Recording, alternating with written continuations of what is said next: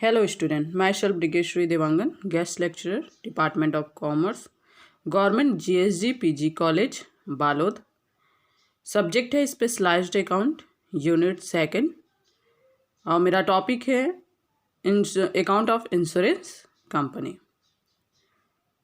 तो बहुत सारे जो है बीमा व्यवसाय होते हैं, है ना। तो बीमा व्यवसाय के दो प्रकार होते हैं, एक तो सामान्य बीमा और दूसरा होता है जीवन बीमा। तो सामान्य बीमा जो है तीन प्रकार, सामान्य बीमा के अंदर तीन प्रकार होते हैं, अग्नि बीमा, समुद्री बीमा और विविध बीमा, है ना। तो इस प्रकार जो है बीमा कंपनी अपने व्यवसाय का, है ना, लेखे तैयार करती है। अपनी कंपनी का क्या करती है, लेखे तैयार करती है प्रत्येक वर्ष, वित्तीय वर्ष 1 अप्रैल से 31 मार्च तक का, है ना।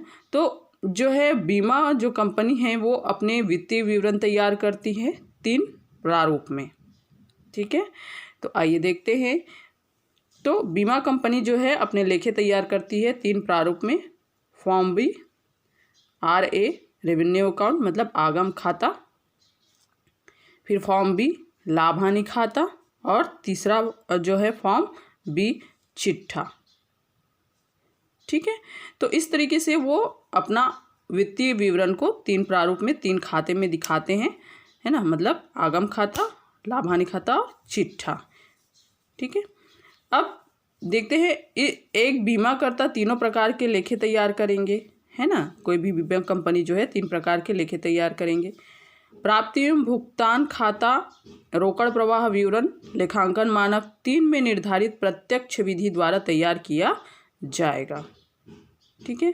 फिर बीमा नियामक एवं विकास प्राधिकरण ने सामान्य बीमाकर्ताओं के लिए वित्तीय विवरण के प्रारूप निर्धारित किए हैं, है ना। क्योंकि जो है बीमा कंपनी जो है 3 प्रकार के लेखे तैयार करेंगे, एक तो आगम खाता, लाभ हानि खाता और चिट्ठा।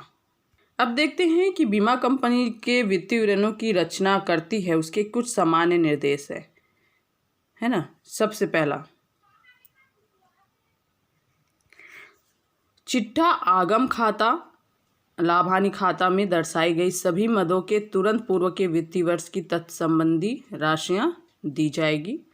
सेकंड, वित्तीय विवरण की राशि को निकटतम 1000 रुपये में जो है उपसादित किया जा सकता है। कहने का तात्पर्य है कि अगर आप क्वेश्चन में 30,000 तक का जो है दिखा दोगे तो इधर आपको 3 0 काट के, है ना, अमाउंट को दिखाना पड़ेगा। मतलब 1000 के गुणांक तक आप दिखा सकते हो, दर्शा सकते हो।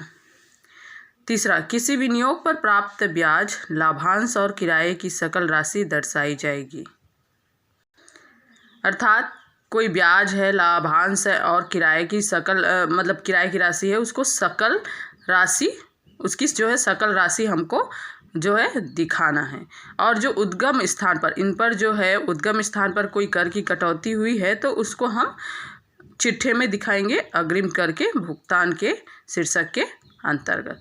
फिर किराया से आय में किसी काल्पनिक किराया को शामिल नहीं करेंगे, है ना। तो किराया से जो आय होती है ना, उसको किसी भी प्रकार की जो काल्पनिक किराया उसको शामिल नहीं करेंगे। तो ये तो हो गया निर्देश।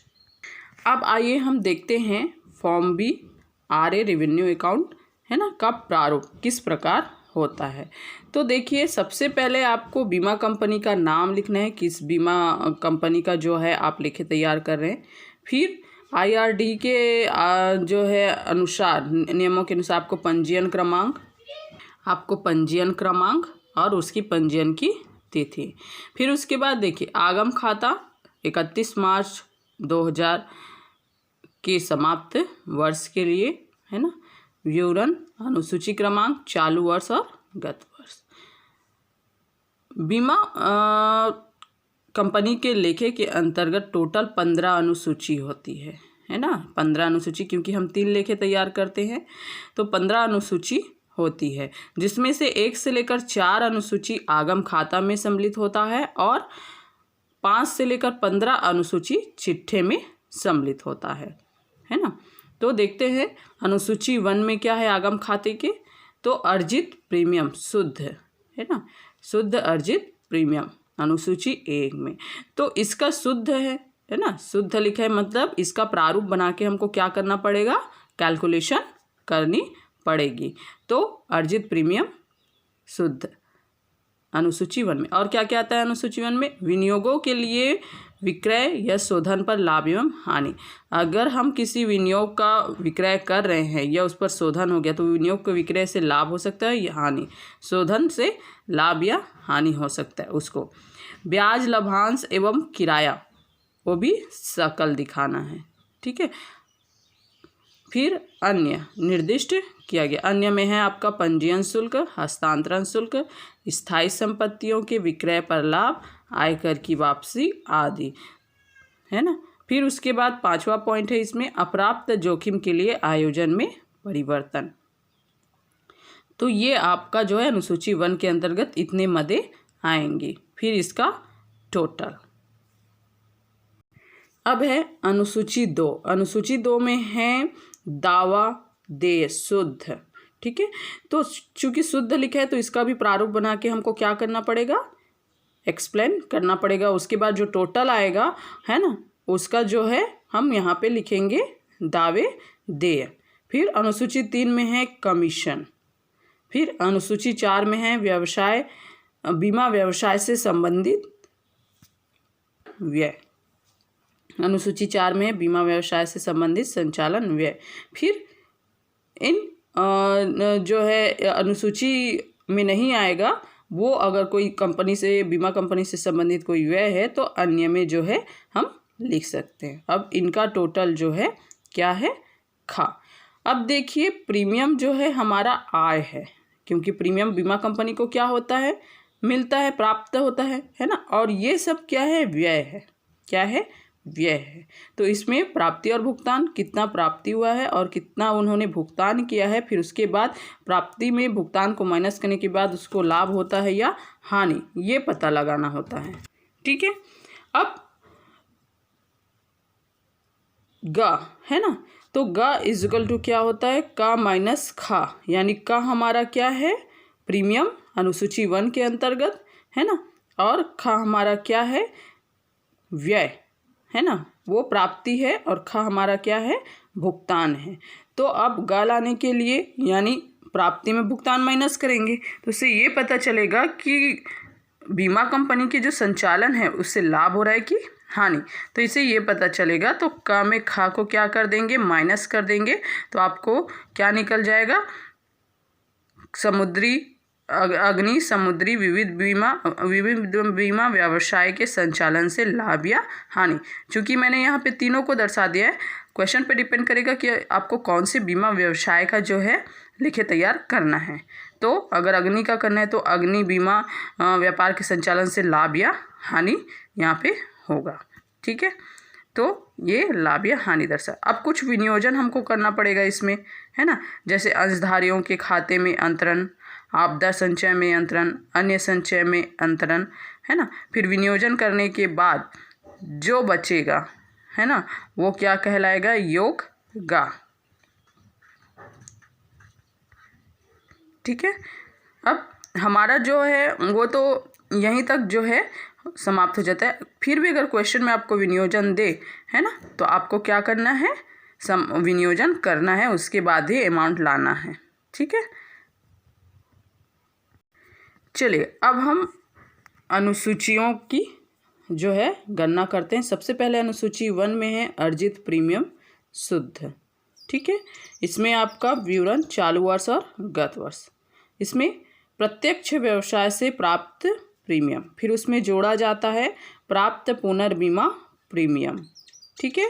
फिर उसके बाद उसमें घटाया जाता है देय पुनर्बीमा प्रीमियम, फिर घटाने के बाद राशि आती है। फिर वर्ष के अंत में कोई अदत्त प्रीमियम है उसको जोड़ा जाता है। फिर घटाया जाता है चालू वर्ष के प्रारंभ में कोई अदत्त प्रीमियम है उसको। फिर जो टोटल आता है ना, घटाने के बाद वो क्या कहलाता है, शुद्ध प्रीमियम। तो आइए अब देखते हैं कि प्रत्यक्ष व्यवसाय से प्राप्त प्रीमियम क्या होता है ना, प्राप्त पुनर्बीमा क्या होता है, देय बीमा क्या होता है। तो आइए देखते हैं। तो प्रत्यक्ष पुनर्बीमा पर प्राप्त प्रीमियम क्या होता है?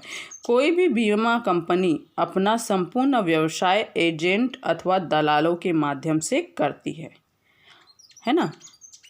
तो क्योंकि जो है बीमा कंपनी स्वयं जो है किसी के घर नहीं जाती, वो क्या नियुक्त करता है? एजेंट, है ना, ताकि उनका जो है बीमा व्यवसाय चल सके। तो कोई भी बीमा कंपनी अपना संपूर्ण व्यवसाय जो है एजेंटों और दलालों के माध्यम से करती है। एजेंट और दलाल के माध्यम से प्राप्त प्रीमियम प्रत्यक्ष व्यवसाय पर क्या कहलाता है? प्राप्त प्रीमियम कहलाता है। अर्थात सीधा बीमा, कोई भी बीमा कंपनी है ना, और बीमा कंपनी जो है एजेंटों के माध्यम से सीधा ग्राहकों, है ना, तक पहुंचकर प्रीमियम प्राप्त करती है ना, तो उसे क्या बोलते हैं? प्रत्यक्ष व्यवसाय पर प्राप्त प्रीमियम। अब स्वीकृत पुनर्बीमा पर प्राप्त प्रीमियम। बीमा कंपनी द्वारा स्वीकार्य पुनर्बीमा पर प्राप्त प्रीमियम स्वीकृत पुनर्बीमा कहलाता है। इसे जो है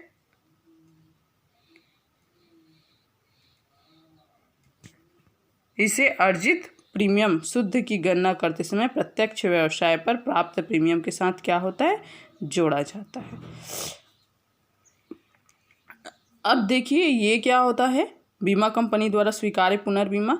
तो कोई कंपनी है, अन्य कंपनी का जो है पुनर्बीमा स्वीकार करता है ना, तो उन्हें क्या होता है? कमीशन प्राप्त होता है। तो उसे क्या बोलते हैं? स्वीकृत पुनर्बीमा पर प्राप्त कमीशन।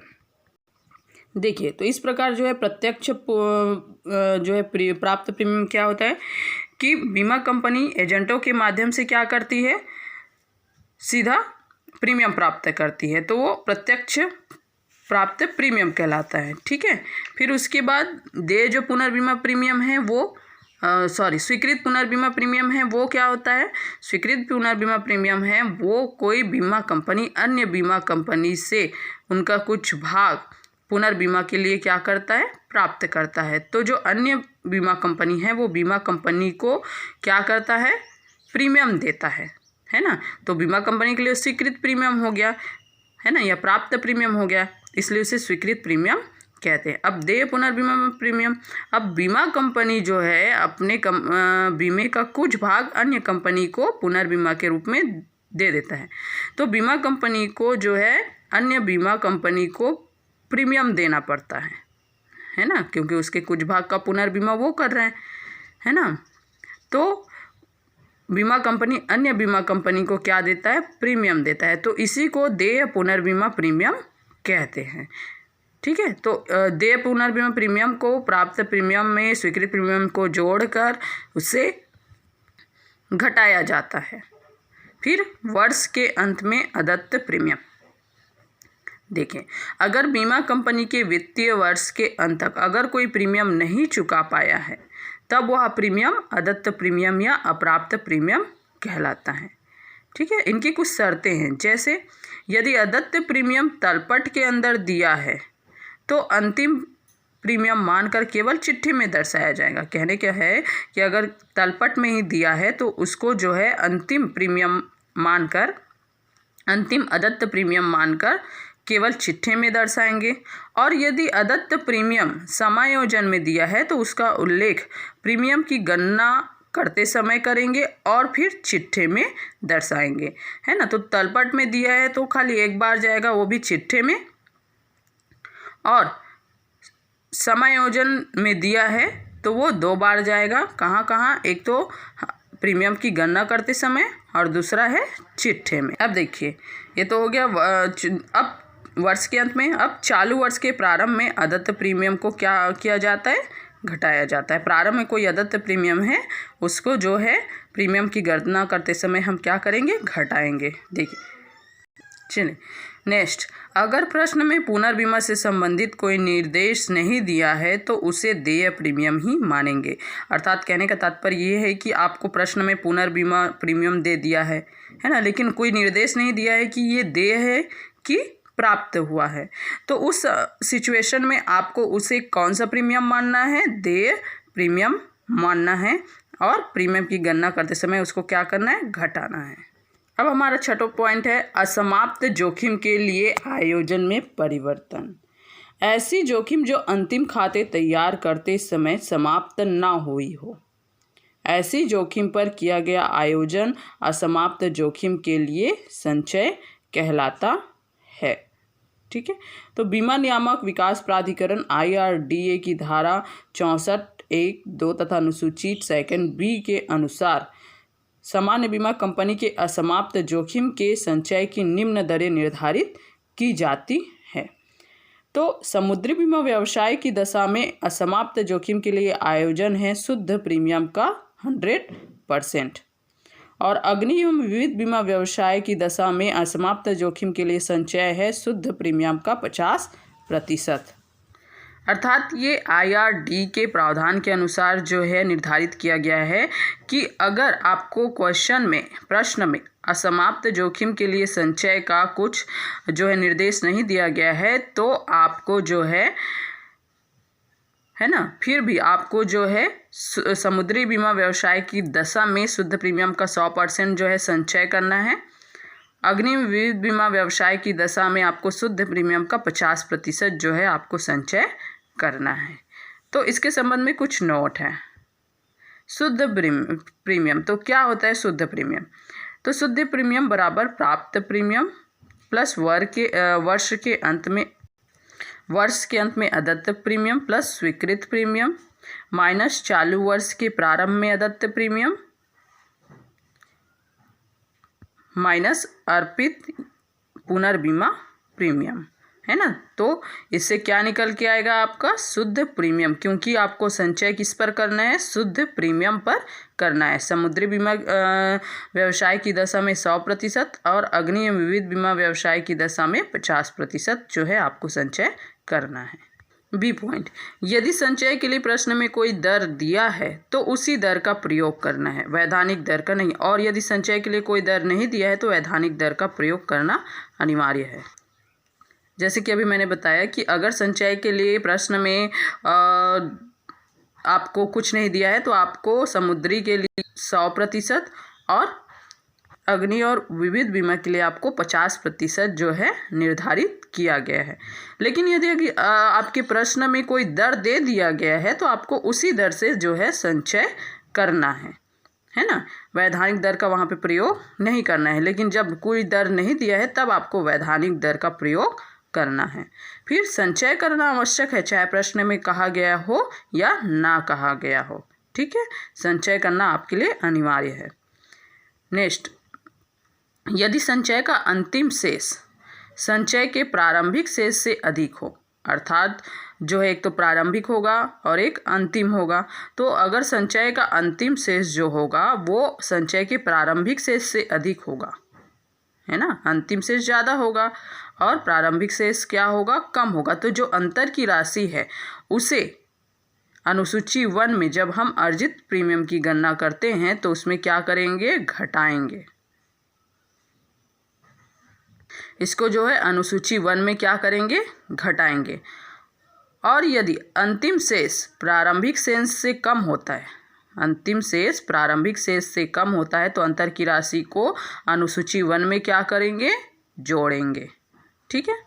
फिर नेक्स्ट, असमाप्त जोखिम के लिए संचय को अनुसूची 14 प्रावधान में दर्शाकर आर्थिक चिट्ठे में भी शामिल किया जाता है। कहने का तात्पर्य असमाप्त जोखिम के लिए संचय को जो है हम कहाँ दिखाएंगे? अनुसूची 1 में। फिर उसको अनुसूची 14 चिट्ठे के अनुसूची 14 प्रावधान में भी जो है उसको दर्शाएंगे। अब है हमारा नेक्स्ट अनुसूची 2, जिसमें आता है देय दावा शुद्ध। इसमें जो है हमें ज्ञात करना पड़ता है शुद्ध देय दावे की।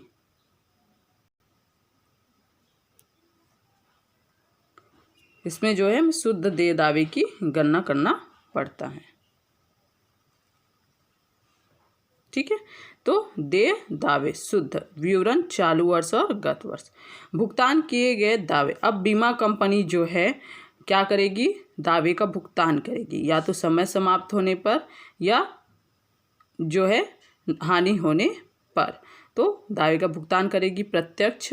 फिर उसमें स्वीकृत पुनर्बीमा दावे को प्लस करेंगे, फिर प्राप्त पुनर्बीमा दावे को क्या करेंगे? माइनस करेंगे। ठीक है, फिर जो आएगा टोटल वो कहलाएगा दावा भुगतान। फिर उसमें प्लस करेंगे दावा संबंधी व्यय, जैसे कानूनी व्यय है, चिकित्सा व्यय है, सर्वेक्षण व्यय है ना। तो इसको हम क्या करेंगे, जोड़ देंगे, सर्वेक्षण व्यय। ठीक है, तो इसको हम जोड़ देंगे। फिर क्या जोड़ेंगे, वर्ष के अंत में बकाया दावे, कोई बकाया दावे है वर्ष के अंत में, उसको हम क्या कर देंगे, जोड़ देंगे। फिर आ जाएगा आपका, फिर ये हम टोटल कर देंगे, फिर क्या माइनस करेंगे, चालू वर्ष के प्रारंभ में बकाया दायित्व, क्या माइनस करेंगे, चालू वर्ष के प्रारंभ में बकाया दायित्व। फिर हम माइनस करके बाहर निकालेंगे, वो क्या कहलाएगा, देय दावे शुद्ध, हमारा क्या निकल जाएगा, शुद्ध देय दावा। फिर दावाकर्ताओं को भुगतान, कहने का मतलब भारत के बाहर में जो देय दावे रहेंगे उसको अलग दिखाना होगा, और भारत के बाहर कोई दावा होगा उसको अलग से हमको दिखाना होगा। ठीक है, ये तो हो गया आपका दावा। अब है अनुसूची 3, कमीशन। तो प्रत्यक्ष विवरण चालू वर्ष और गत वर्ष, प्रत्यक्ष व्यवसाय पर कमीशन। ठीक है, फिर उसमें प्लस करेंगे स्वीकृत पुनर्बीमा पर कमीशन, फिर उसमें माइनस करेंगे अर्पित पुनर्बीमा पर कमीशन। फिर सबको जो है प्लस माइनस करने के बाद जो टोटल आएगा वो हमारा कहलाएगा शुद्ध कमीशन।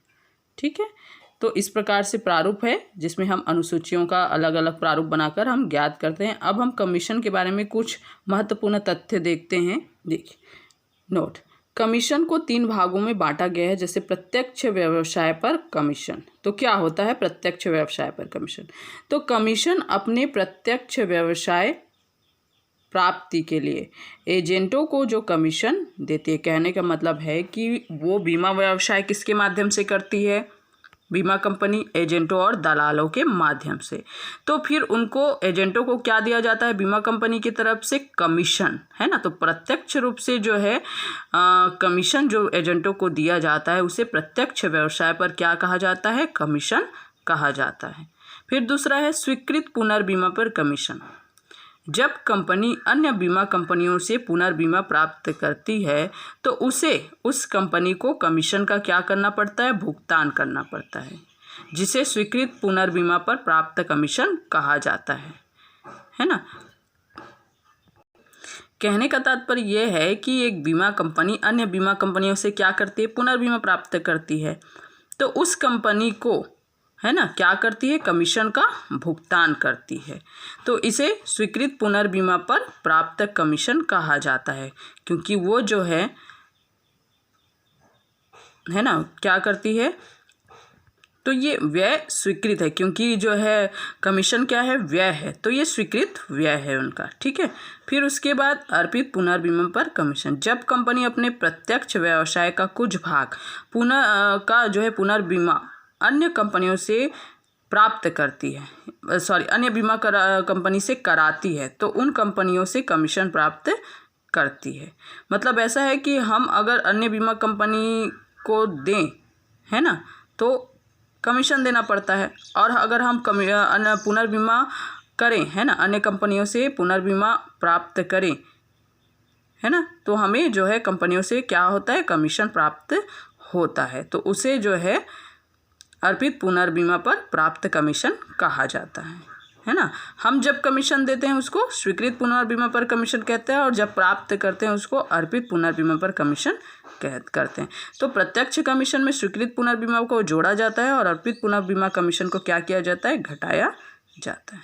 अब जो शुद्ध कमीशन आता है वो भारत तथा भारत के बाहर का जो है अलग अलग दर्शाया जाता है।